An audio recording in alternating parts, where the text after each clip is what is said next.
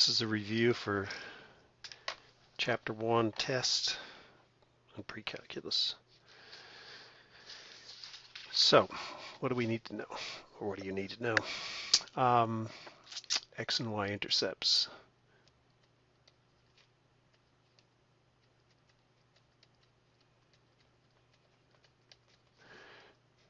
So, the two kinds of functions that you need to be able to work with are polynomials, second order polynomials, and something that involves a square root. So let's just give examples of the two.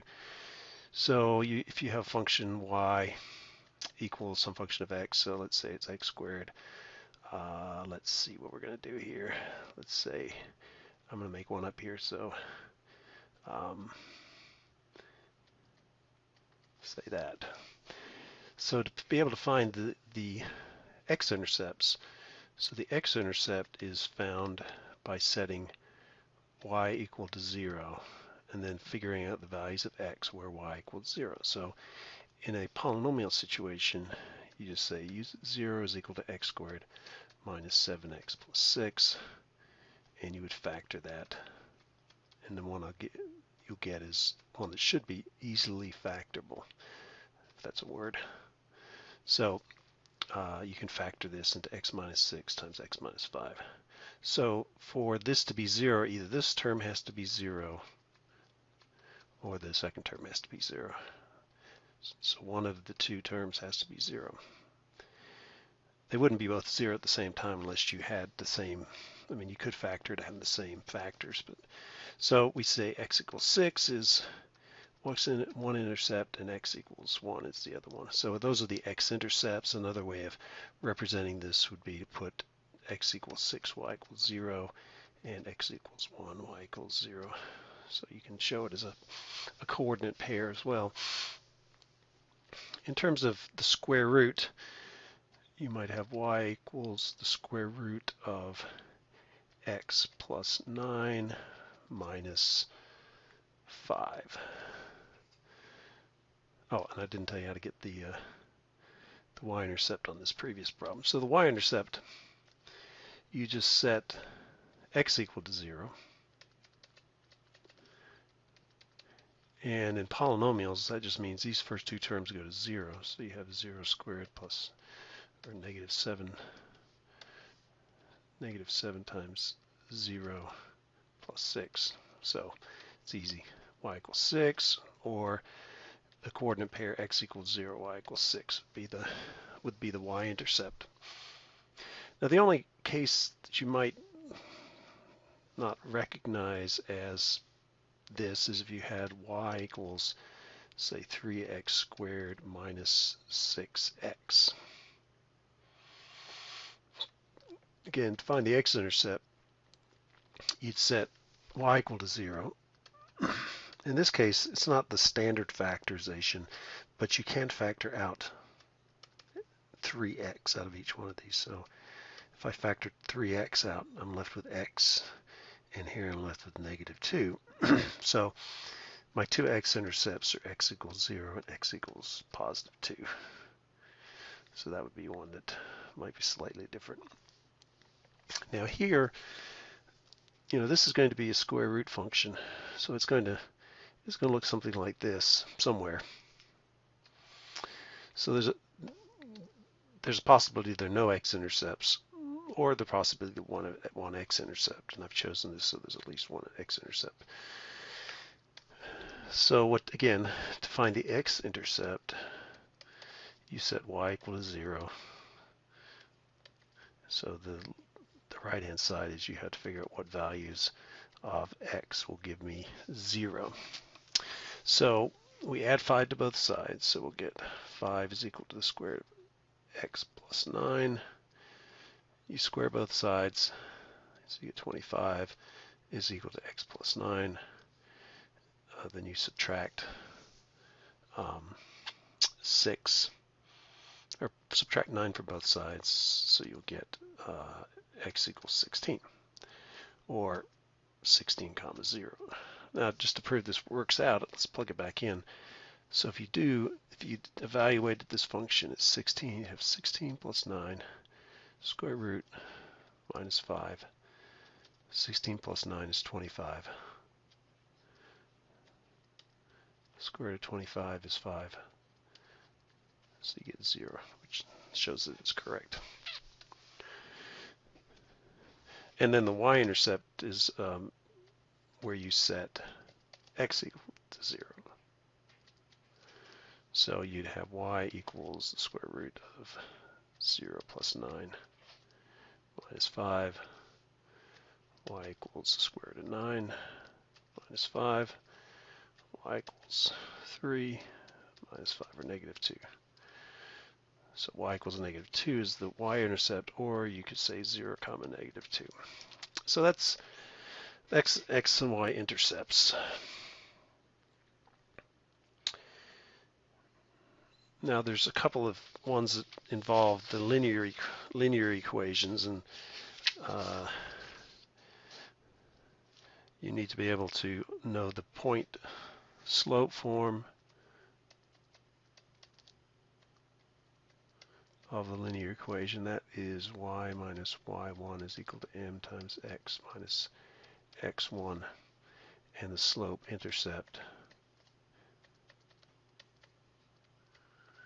So the slope intercept is y equals mx plus b. B is the y-intercept. Now typically we use this to get here. Now you can use this, but I prefer, well, I'm going to require you use this anytime you're given a point or a slope, to use the point slope form, and then figure out the slope intercept form. Also know, the difference to be able to determine whether two lines are parallel. So two lines that are parallel have the same slope. So if you put the function in slope-intercept form, they should have the same slope. And perpendicular,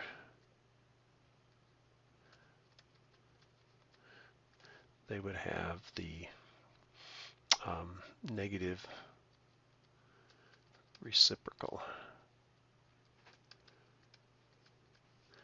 So, and what is a negative reciprocal? Well, if you had a slope of 1/4, the negative reciprocal would be negative 4 over 1.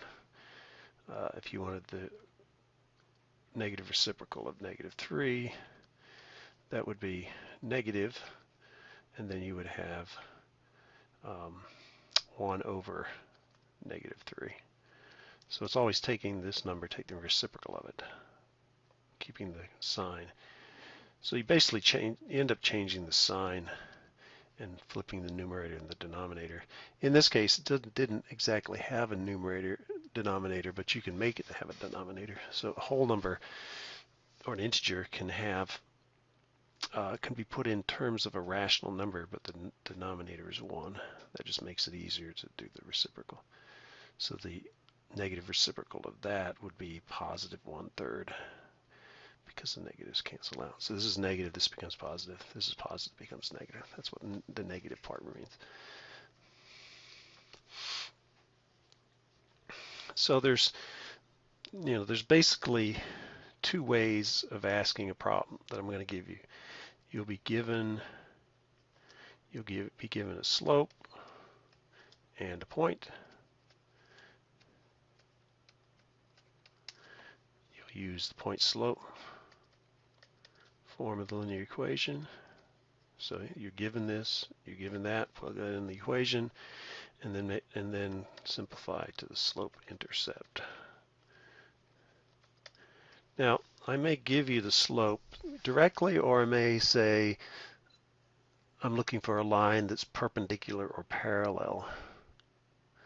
So if I were giving you a line and saying come up with another line that's parallel to that line but through a different point, then I would use the slope from the original equation and use the second given point. If it's perpendicular, if I said the line I'm interested in is perpendicular to some other line, then I would find the slope of that line in slope-intercept form, and then I would take the negative reciprocal of that slope, and that would be the slope that I would use in this arrangement.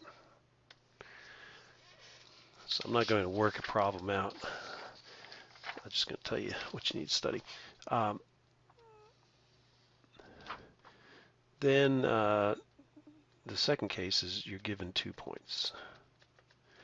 So, let's say we're given 0.1, comma 3 and 0.5, comma 7. And I want to know what the equation for the line in slope-intercept form is. So the first thing you do is you calculate the slope between those 2 points. And I always, go up here and write x1, comma y1 and x2, comma y2, so I don't get confused at any point. I get confused easily. So the equation for the slope is such, and then all I do is just look up here and just be careful of copying them. So I have y2 minus y1, x2 minus x1. So I'm going to end up with 4 divided by 4, which is simplified to 1. So if you get a fraction here, make sure you simplify it. In this case, that was a really big simplification. Now remember, if you have negative numbers as y2, x2, and y2, you're going to take a negative of a negative. So go back and look at those. Now once you have the slope, then you can use either one of these points to figure out the final equation. So I'm going to use the first one. Doesn't matter, you get the same answer either way. So this is x1, y1, point slope form of the linear equation is this. So all I have to do is we know the slope, calculated that previously, and we know a point. So we have y minus y1, which is 3, times the slope, which is 1, is equal to the slope times x minus x1, which I go over here and look and I see it's 1. And then the next step is to distribute whatever the slope is to each 2 terms. So you get x and minus 1, and then we solve for y. So we're going to add 3 to both sides. So we get y is equal to x plus 2, and that's my answer. So that's how you handle it if you're given 2 points. So given 2 points, you should be able to calculate the slope, and subsequently you should be able to calculate the equation for the line in slope-intercept form.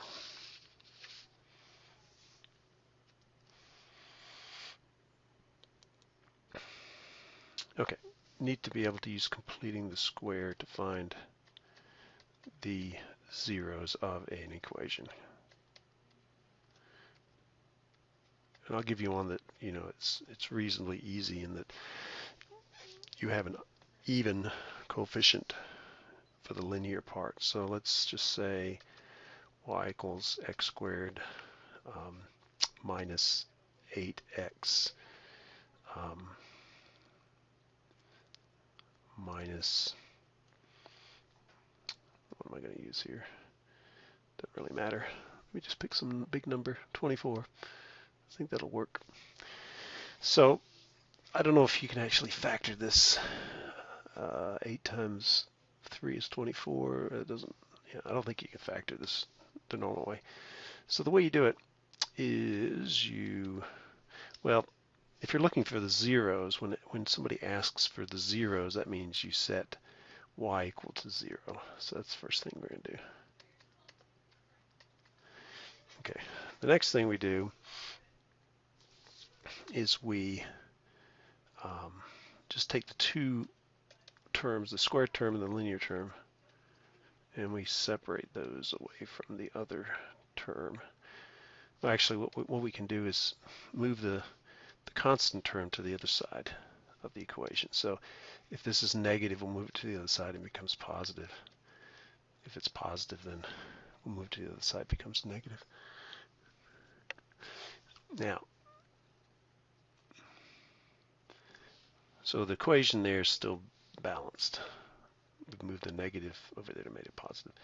Now, the process is you take this coefficient in front of the linear term, negative 8, you divide by 2, which gives you negative 4 in this case. That's what even makes it so this operation is pretty easy.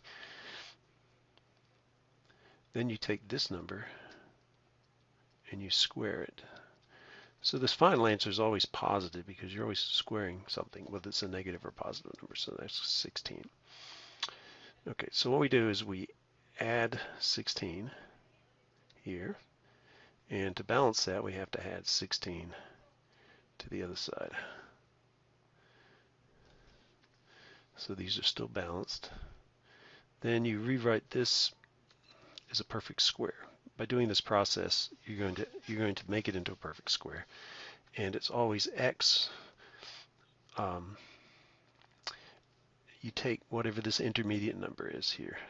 That's the number that you put inside the parentheses, and then you put the square outside, and we add these two together, we get 40. Next, we let's just change the sides so that still keeps it balanced. Now, you take the square root of both sides, so you get x minus 4 is equal to plus or minus, don't forget the plus or minus part, square root of 40, which you could simplify down to 2 times the square root of 10, because the 4 is a perfect square, you can factor that out. Square root of 4 is 2, and 10, that's as far as you can go with that. Then you solve for x, so you add 4 to both sides. So you get, adding 4 to this side will make it just be x, and then you add 4 added to this, so you get plus or minus 2 times the square root of 10. So my two zeros are x equals 4 plus 2 times the square root of 10, and x equals 4 minus 2 times the square root of 10.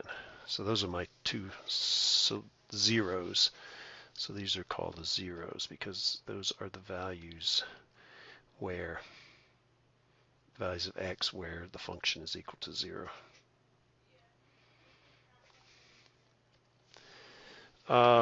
In terms of odd and even functions, all I want you to do there is to be able to describe graphically what I'm talking about. So an odd function is where, this would be an example of a odd function. So it's symmetric. This is like y equals x cubed. So it's an odd function because they're mirror images, but they're reflected across the x-axis. So this is an odd function. Whereas an even function, they're symmetric. So the y equals x squared kind of curve would be equal to an example of an even function. So both of them are symmetric. It's just they're symmetric in a slightly different way.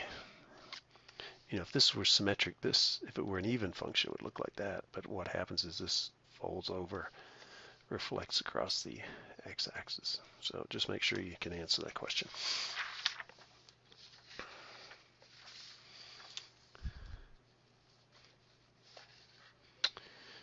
Okay.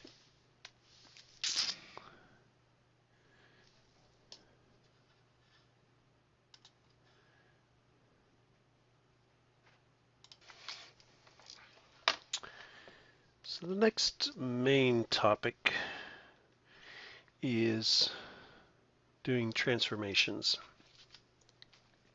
And I'm going to be easy in that I'm not going to ask any stretching problems.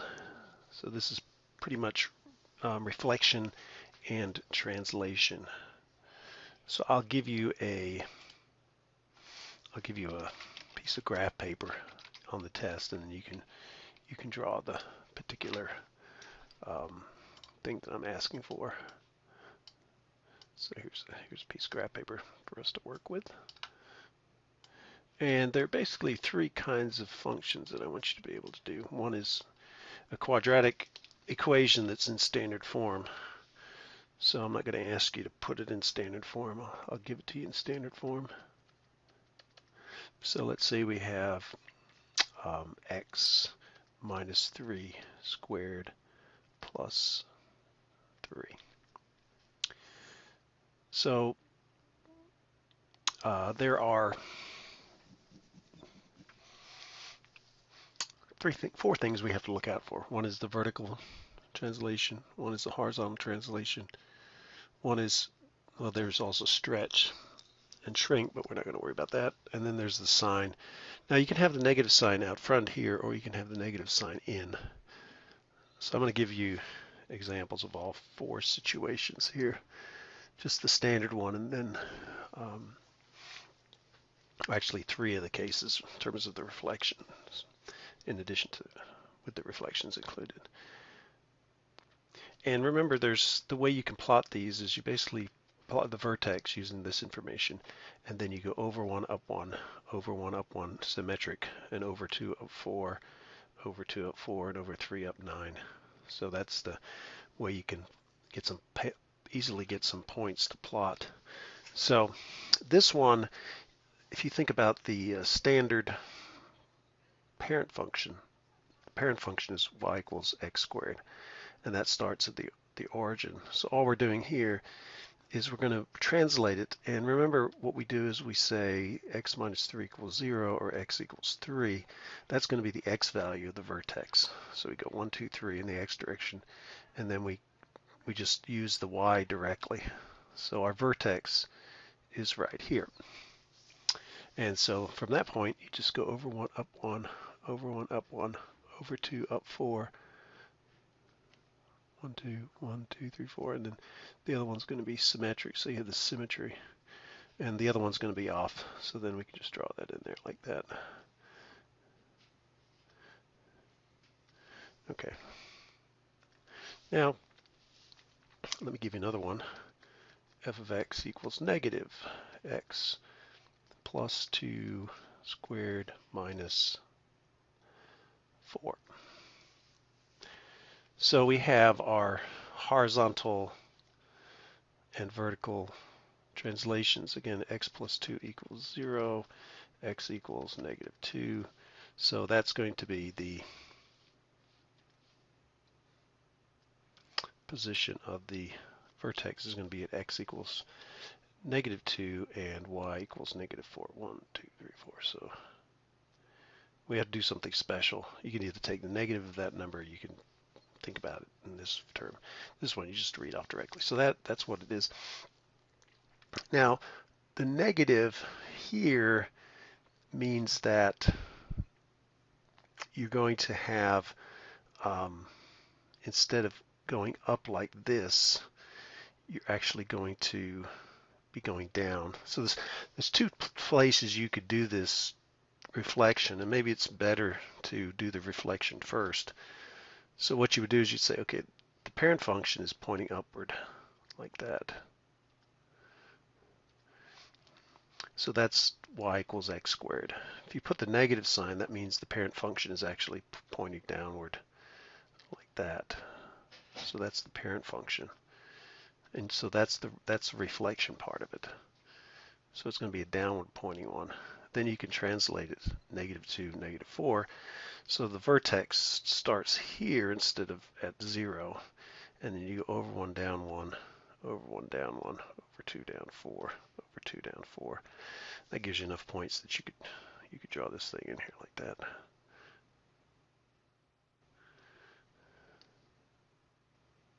The other way is you could translate it, and then you would reflect not across the x-axis, but across the line x equals, or y equals negative 4.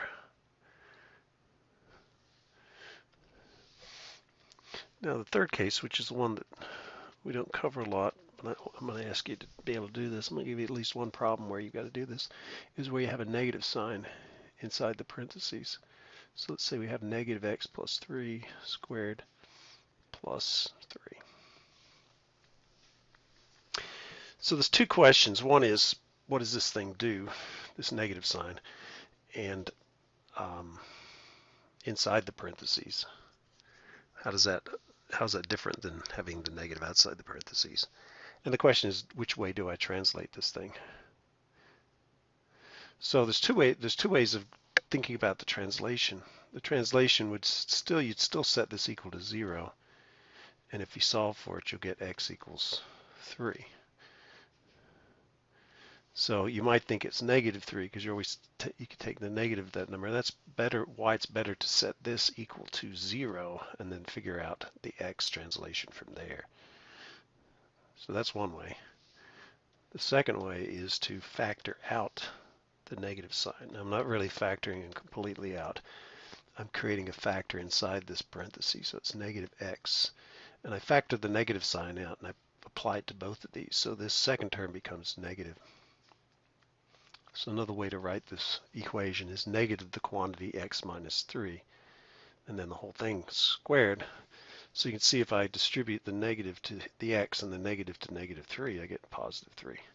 Now at this point, you can say, well, that it's in a form like this where we would have said translate -2 x direction.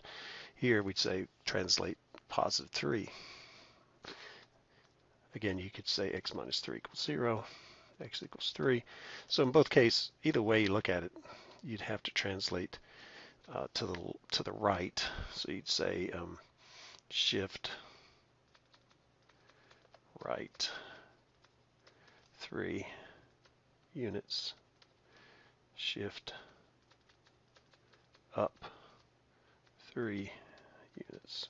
That comes from the second term. Now, the negative sign in front of the x here, or the negative sign in front of this whole thing, that's a y-axis reflection. So what does that do in this particular case?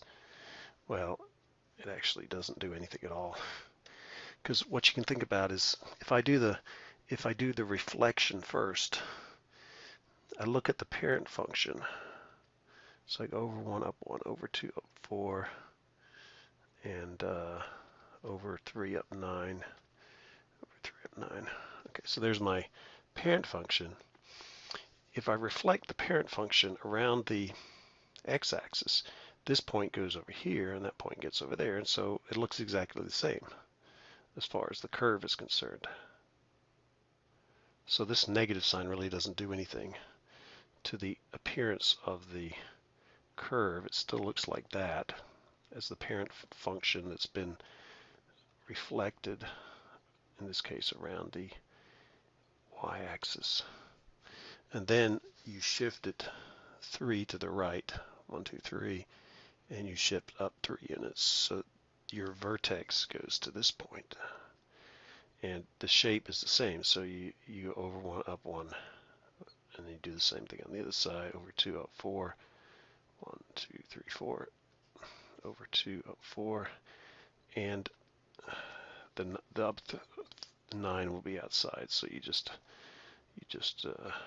do that. So that's what that one would look like. The other two functions that I want you to be able to handle are the square root function. So let's say h of x equals the square root of x minus 2 plus 5.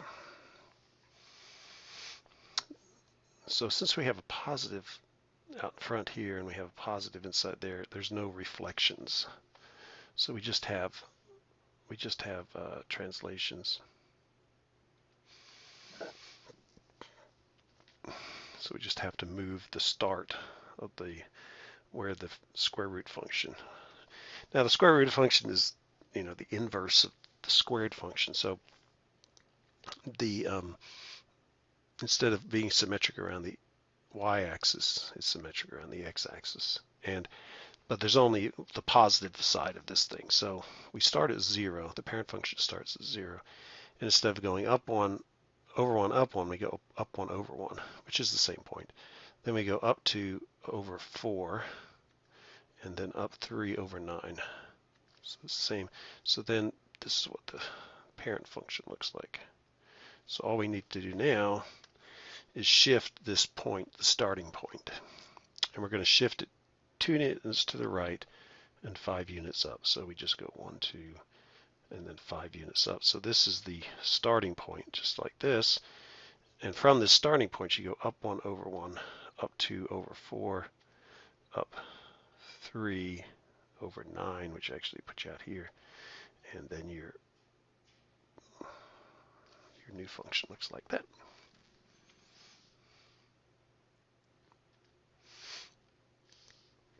So let's say you have h of x equals negative the square root of x plus 3 minus 2. Because of the negative sign, we're going to have a reflection, and because the negative sign is outside of the square root, it's going to be across the x-axis. So we're going to do the reflection first. So again, our parent function looks like this. Starts at the origin, goes up 1 over 1, up 2 over 4, up 3 over 9. There's my parent function. So when I reflect it across the x-axis, it's going to go this way. So you go down 1 over 1, down 2 over 4, down 3 over 9. So that's the reflected across the x-axis. Then you're going to translate it, and it's going to be 3 to the left, x plus 3 equals 0, x equals negative 3. So we go to negative 3, and we just read this off directly. So it's going to be 2 down in the y direction. So we go 1, 2, 3, 1, 2. There's the starting point.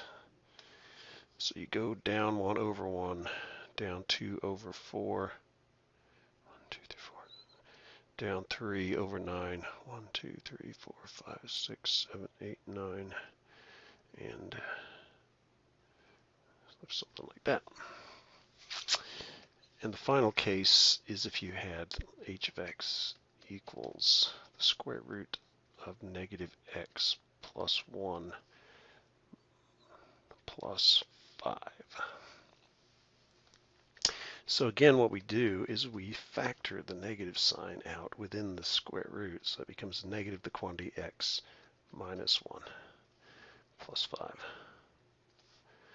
So the negative inside the square root, what that does is says we reflect across the y-axis. We're going to shift to the right. X minus 1 equals 0. That means x equals 1. So we're going to go to the right. So we're going to shift 1 to the right and 5 up. This is positive. And we're going to reflect across the y-axis. So let's add the graph. So let's draw our parent function. Starts at the origin, up 1 over 1, up 2 over 4, up 3 over 9. Okay, so there's the parent function. Now when we go across the y-axis, this point reflects there, this point reflects there, and this point reflects to there. So we go up 1 to the left, up 2 to the left, 4, up 3 to the left, 9. So that's my reflected parent function. And then I shift it. So I'm going to go to the right 1 and up 5. So that's right here. So that's my new starting point, just like here. And I'm going to the left, so I go up 1 to the left, up 2 to the left, 4, up 3 to the left, 9. So 1, 2, 3, 4, 5, 6, 7, 8, 9. And now I can draw a curve in. There you go. And then the final function that I want you to be able to do is the absolute value. I'm only going to do one that doesn't involve, well, I'm going to do one which does involve a reflection, but you should be able to do all of them. But it's the same philosophy. So the absolute value function, the parent function, goes like this. Just goes diagonally upward. So that's the parent function. We do the reflection first. Because the negative sign is outside the absolute value, what that means is we reflect across the the x-axis. So now my parent function reflected looks like that. It's diagonally downward. And then our translations are, we're going to go right 2 units. So x minus 2 is 0. Solve for x equals 2. So we're going to go to x equals 2. And then we just read that off directly. So up 4 units. So that's where the thing starts. So we start at the origin. We go right to up 4. So there is our new starting point. And then we just follow the same pattern as we did here. So we're going to go diagonally downward.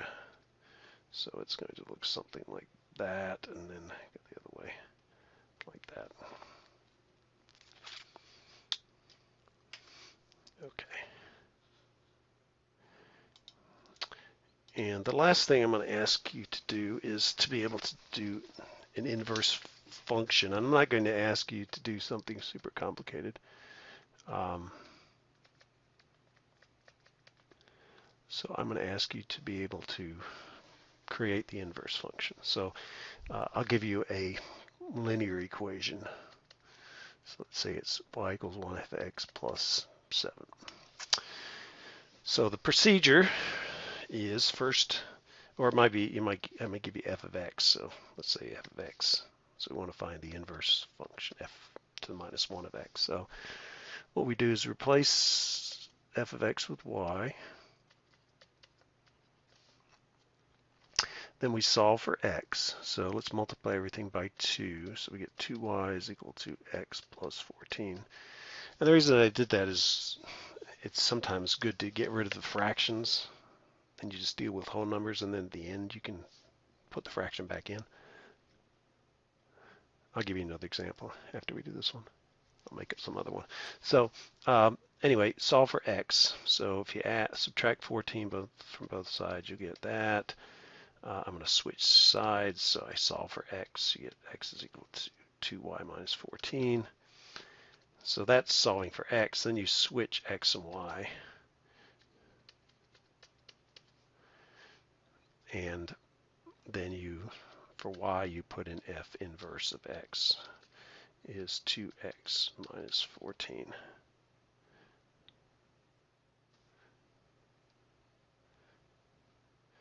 So those are the function and the inverse function. I could ask you, confirm that these are inverses, and how you would do that is you do f of g of x, or you do actually f of f inverse of x should equal x, and f inverse of x of f of x. So you're doing the composite function. So let's just do the first one. So what you would do is you'd say f of x is 1/2 x plus 7, but for x you plug in f prime of x, or x inverse. So you'd put in 2x minus 14. So then you'd multiply 1/2 times each one of those terms. So 1/2 times 2 is 1, so you get 1x. 1/2 times 14, negative 14 is negative 7. And you see that the 7's cancel out, you get x. And if you did it the other way, you'd find out that it is that way, that the f of f prime of x is x, and f prime of x, f inverse of f of x is equal to x. So those are the things that I'm going to test you on this test. We're not going to worry about the domain thing of composite functions right now.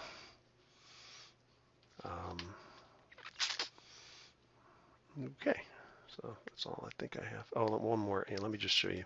So let's say I gave you a function like y equals 2/3 x plus 7/4, and I wanted to find the inverse of that particular thing. Well, if you multiplied by the product of these two, so if you take 3 times 4 is 12, and if you multiply this whole thing by 12, so I multiply everything by 12 on both sides. So I'd get 12y is equal to 12 times 2/3 x plus 12 times 7/4. So I get 12y is equal to, here we have 12 times 2, which is 24. 24 divided by 3 is 8, so I get 8x. And here I have 12 divided by 4, which is 3. 3 times 7 is 21.